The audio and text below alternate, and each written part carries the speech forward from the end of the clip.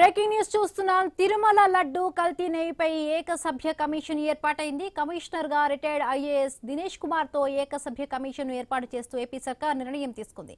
45 రోజుల్లో నివేదికనివ్వాలని కమిషన్ కు ఆదేశాలు ఇచ్చింది. మొత్తం 5 బాధ్యతలను అప్పగించింది కూటమి సర్కార్.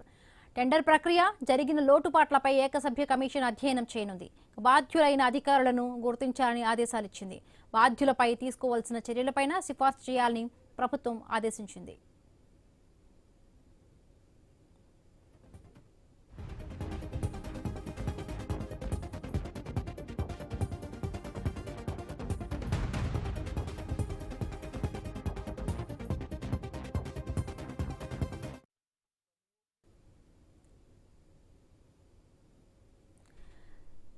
తిరుమల లడ్డు కల్తీ నెయ్యిపై ఏకసభ్య కమిషన్ ఏర్పాటైంది. కమిషనర్ గా రిటైర్డ్ ఐఏఎస్ దినేష్ కుమార్ ని నియమించింది ఏపీ ప్రభుత్వం. రైట్, మరిన్ని పూర్తి అప్డేట్స్ మా కరెస్పాండెంట్ కాంతి లైవ్ లో అందిస్తారు. కాంతి. బిందు, తిరుమల లడ్డు అంశంలో ప్రస్తుతం అయితే దుమారమే ఆంధ్రప్రదేశ్ రాష్ట్రంలో రేగుతుందని చెప్పుకోవాలి. అటు అసెంబ్లీలో సైతం ఒకరిపైన ఒకరు దూషణలు చేసుకుంటూ పూర్తిగా ప్రజా సమస్యలు అయితే పక్కకి వెళ్ళిపోయాయని చెప్పుకోవాలి. ముఖ్యంగా రాజకీయాలంతా కూడా లడ్డు చుట్టూనే తిరుగుతున్నాయి. ఈ నేపథ్యంలోనే తాజాగా ఏపీ సీఎం చంద్రబాబు నాయుడు చెప్పినట్లుగా ఏకసభ్య కమిషన్ను ఏర్పాటు చేసింది ప్రభుత్వం.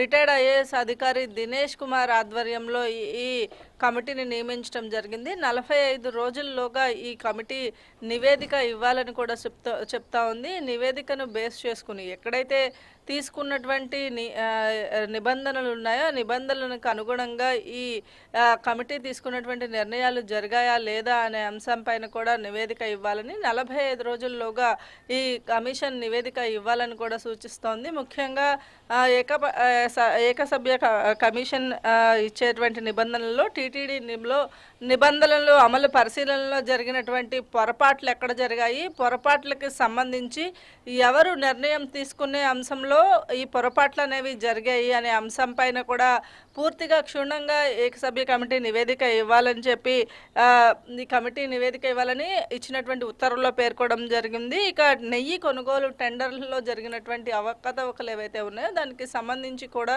ఏకసభ్య కమిషన్ ఇచ్చేటువంటి ఆ రిపోర్ట్ని బేస్ చేసుకుని ముందుకు వెళ్ళాలని ఇప్పటికే ప్రభుత్వం నిర్ణయిస్తోంది. దీనికి సంబంధించినటువంటి కమిటీని నివేదిక ఇవ్వడం జరిగింది. ఏదైతే సిట్ ఇచ్చినటువంటి నివేదిక బేస్ చేసుకుని నెయ్యిలో కల్తీ జరిగింది, నెయ్యి అనేదే అసలు యూజ్ చేయలేదు అని ఏదైతే నివేదిక ఇచ్చిందో నివేదికను బేస్ చేసుకుని ఏకసభ్య కమిషన్ను నియమిస్తూ ప్రభుత్వం అయితే నిర్ణయం తీసుకోవడం జరిగింది. దీనికి సంబంధించి కూడా నిర్ణయాలు సరైన విధానంలో తీసుకున్నారా లేదా, లేకపోతే ఏకసభ్య కమిటీ ఏదైతే తిరుమల తిరుపతి దేవస్థానం అవసరమైనటువంటి సహకారాన్ని అందించాలి అంటూ కూడా ఈ ఉత్తర్వుల్లో పేర్కొనడం జరిగింది.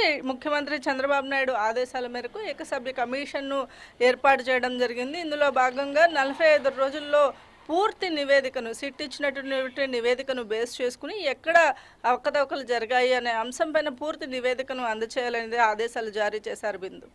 Right, thank you Kanthi.